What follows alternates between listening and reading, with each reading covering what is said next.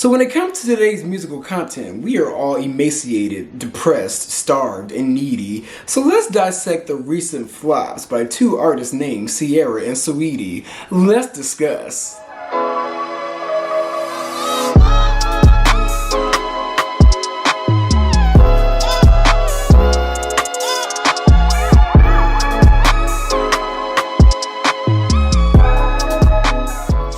Let's see. A flop is still a flop. And I wanna know, whose chart did you top? You can change your look to fool us, but when you sing, you portray like Judas. And your CD, it won't ever get caught. What's up, y'all? It's your boy. What's up, y'all? It's your boy B. What's up, y'all? It's your boy Beasley here. I hope you all are staying cool, calm, and collected out there. So, full disclaimer, before I start this video, I gotta kiss some ass a little bit. I always gotta kiss ass just a little bit.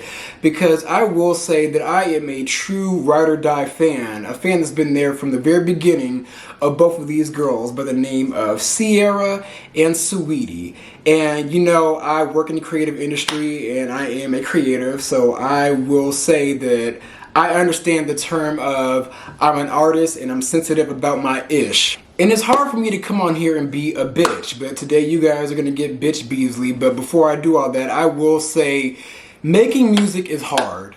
Making music is hard. Making music videos is hard. Coming up with a concept for a music video is hard. Writing down these each one teach one lyrics is hard. And I know it takes an immense amount of anxiety to be an artist, especially on a grand scale like a Ciara and a Saweetie. So therefore, when I critique these girls, it's gonna be like harsh criticism, but it's coming from a loving space because I truly am a fan of Ciara and Saweetie.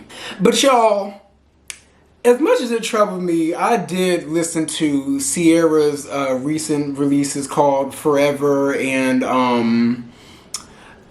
the Chris Brown song. And I also did watch the birthday song video from Saweetie and also Shot O'Clock.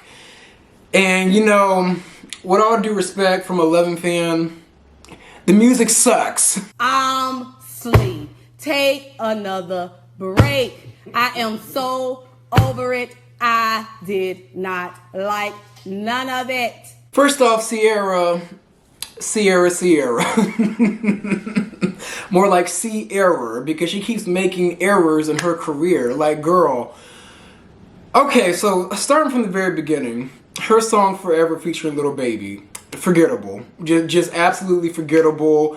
On the positive note, she looked good. In the video, she was just serving face. Like, look at this face. You can't even see the lace. No case. Like, baby, that face does not get declined. That card does not get declined. But I will say, it was just like, what are we doing? Like, the song, it was cute, but the problem with Ciara is that her music is just like laughably forgettable. Like I said, in the video, she looked good. I loved the outfits. It was a cute concept. It was like her friend's wedding or her little sister's wedding. Whoever that girl that looked like her's wedding. It was like a wedding theme in the whole entire video. It was cute. Everybody looked crisp and clean. But the problem with Ciara and Saweetie is like, it's kind of like style over substance a little bit. Like, they're the aesthetic girls of the industry. But I think Ciara just misses the mark every time because her music just is not, like, it doesn't push the bar forward. It's like she puts out content just so she can like keep her skills up, just to make sure she still got it. Like, she still is a good dancer. She's still a good whisper singer. And then Ciara's song with Chris Brown, How We Roll, was actually like a little bit better, but it was still forgettable. Now, you guys, like, Chris Brown is problematic as hell, but I still like Chris Brown. Like, I'm not afraid to admit that. Like, I still like get jiggy with his music. But for some reason, y'all, when you put Chris Brown on a track, it's just an instant flop. Now, this is no shade to the Chris Brown fandom and all that, but I will say, like, despite you guys supporting him, the world just does not see it for him. So anything that he's attached to is just an automatic flop. On top of that, when you have Ciara, like when you have Ciara added into the mix, it's also just an automatic flop because for some reason people just don't jive with her content. Like the song with Ciara and Chris Brown, it was decent, but it really gave like background music at an award show. Like that's what it really gave. Like it's not something that is to be really taken seriously. And it's kind of sad because you see the effort in the video. Like they both danced their ass off and they did like a little dance breakdown, dance versus battle. It was cute. It was something you would expect from Ciara and Chris Brown. But it's just like I don't know. Like I think the problem with Ciara is like her music just lacks depth. Like it just lacks like real emotion and feeling like she used to give in the past whenever she would do ballads, like that And I song from back in the day. And it's just like, I don't know what it is with Ciara, but like her music is just forgettable. Now she did release a new EP, and for some reason, y'all, I just am not driven to go listen to it. Like for some reason, it's like the musical gods just have a complete block on Ciara. Like no matter what she does, it's just blocked. This ain't hitting the charts. Blocked, blocked, blocked. Like for some reason, it's just hard to give her music the time of day. And I think it's because, you know, we don't take her seriously because she kind of stopped taking herself seriously. I think the fact that Ciara has become a housewife and a very kept woman from a millionaire, you know, despite her having her own bag on her own, like this is not to negate her legacy, but that extra cushion has enabled her to kind of be like, okay, I will just put out content just to stay relevant. Like I'll just put out content just so I can, you know, make sure I can still like dance, like do a dance break, make sure that I'm not getting rusty. Like that's what her content feels like.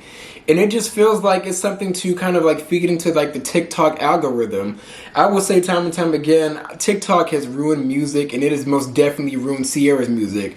Especially because Ciara was making TikTok music before TikTok was even a thing. My biggest gripe with Ciara is her not working with Jazzy Faye, her not working with Missy Elliott, and her obviously not working with Future. Now, I understand her not working with Future, but we gotta keep it all the way real.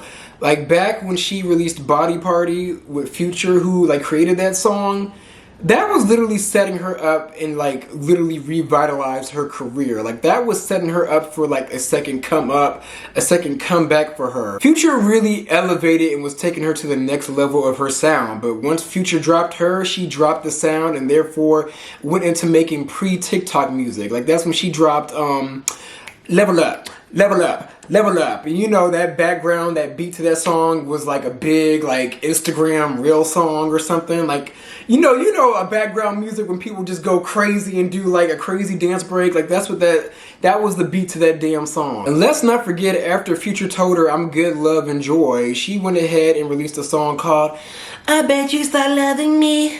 And na na na na na na na na, is somebody better than you, or whatever, however that song goes. Like, it was just like,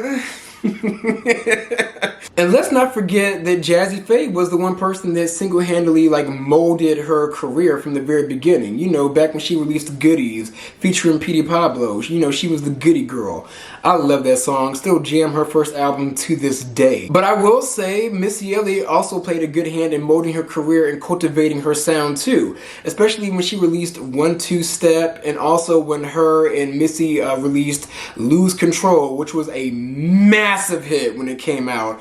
I will never forget when that came out. That song was everywhere, and I loved that song. Like, I never got tired of it. Still jam it to this day. But she refuses to work with Future again. She refuses to work with Jazzy Faye again. And she refuses to work with Missy again, which is leaving her directionless. It's leaving her aimless. It's leaving her, like, her sound astray, you guys. Like, that's the reason why nobody could connect to her, because it's just like she just throws a bunch of random shit at the wall and sees what sticks, and then on top of that, none of it sticks. Like, for the life of me, I don't understand why she won't go back and work with Missy and Jazzy Faye. Like, I understand Future 100%. I understand why you're staying away from that demon stick.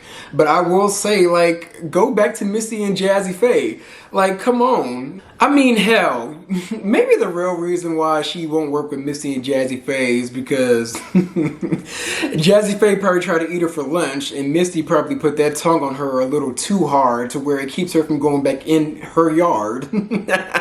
But overall, Ciara, like, if you don't want to take this shit seriously anymore, like, there's many things you can do. Like, you can model. Like, I believe she's signed to either Ford Models or Wilhelmina Models. Like, girl, beef that up because you can you can fucking do it. Ciara can do a wig line just like Vivica Fox, or she can do like a makeup line or like skincare, like something that doesn't involve you singing anymore. Ciara, I'm digging into your bony ass because you treat this music thing like it's a chore when really you could push this bar a little forward. You know, we're in a sea of mediocrity. Why not rise above that mediocrity? I think if Ciara didn't have her husband as a financial cushion and she solely relied on herself for her own income, I think she would like push really hard to push the bar further in her music career. But overall, Ciara, you need to get your shit together. You need to go ahead, call it Missy, call Jazzy Faye for sure, call Jazzy Faye. Call him now. In my Miss Cleo voice. Moving on to Saweetie, you guys. Saweetie girl, you need to like go back to the drawing board. And I'm serious. I'm not just saying it as a joke.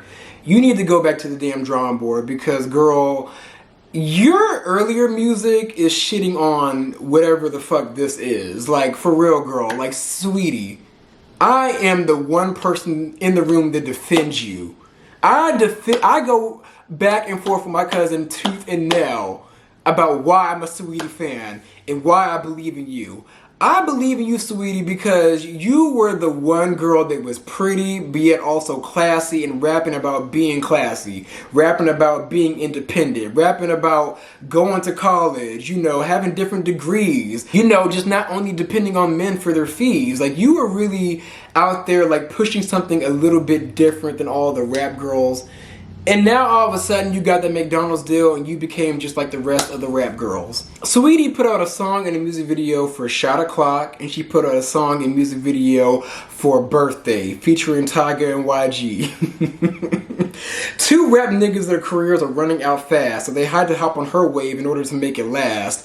Y'all, I gotta say, off topic, male rappers today are down bad. Like, I don't know what it is, but male rappers across the board just do not have it anymore. First off, these videos were cheap. Cheap, tawdry, tired through, delayed. Saweetie girl, I noticed that her budget went down when she had on the same wardrobe, the same lace front, and the same makeup throughout the whole entire video.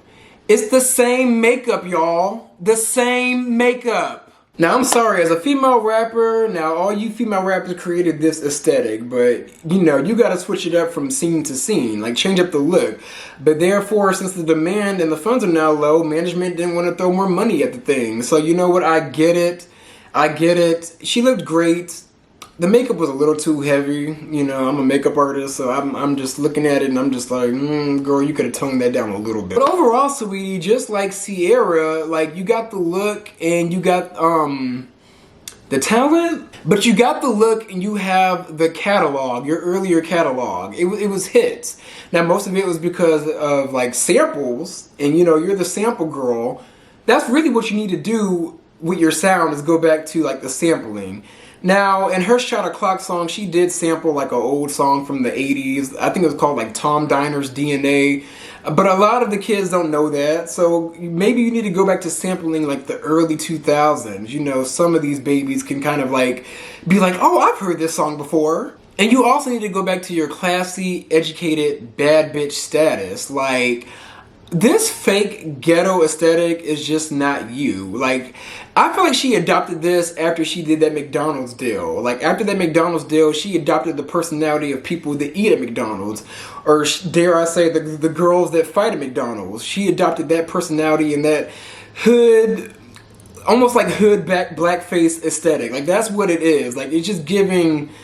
It's giving borderline cooning, to be honest with you. You need to go back to that classy, icy girl aesthetic. Like, that was you through and through. That was authentically Saweetie. Like, really, honestly, she just needs to go back to the basics. Like, that's what it is. Go back and study your earlier career and just duplicate it and elevate it. That's all you really need to do. By the way, Saweetie, thank God you're rocking the long hair again. Now, you look cute with short hair, but girl, don't ever do that shit again. And also, my love, you need to drop YG like a bad habit. Now, looking at this video, I realized YG is fine. That is a fine ass man, especially with the ugly stick that has been beaten on the current generation of these male rappers. YG is fine as hell, but I will say that's somebody that you fuck behind the scenes. Like, you don't really claim this man, you fuck him behind the scenes, because that is nothing but problematic demon dick. But overall, y'all, I'm hard on these two girls because I really do care. Like, I sincerely care. And for one, especially in Ciara's case, like, I'm getting tired of seeing specifically her comfortable with putting out this bullshit. So therefore, like, I want both of them to win. I want Ciara and Saweetie to win because they have the looks, they have the minimal acceptability of talent, and you know, they have the aesthetic. So therefore, it should be a win-win. And like, for the both of them at one point, it was a win, but you two are in the damn gutter right now. Now with Saweetie, you could definitely like always like come back and revamp, but I think during the days of, you know, high inflation and low funds, baby, it's gonna get to a point where the music industry is not gonna push anything out unless it's a hit. Like, unless it's a certified hit that people are going to listen to again and again. And Ciara, with you being in the game for 30 plus years, you should know better. You should know better. And you know why your music is flopping. But yeah, y'all, overall, let me know what you guys think about the current state of Ciara and Saweetie's music careers. This was just a little music minute with Beasley, just keeping it real and taking it easy. Those are my views. Be sure to like, comment, and subscribe. I'm gonna come back at you guys with some more content.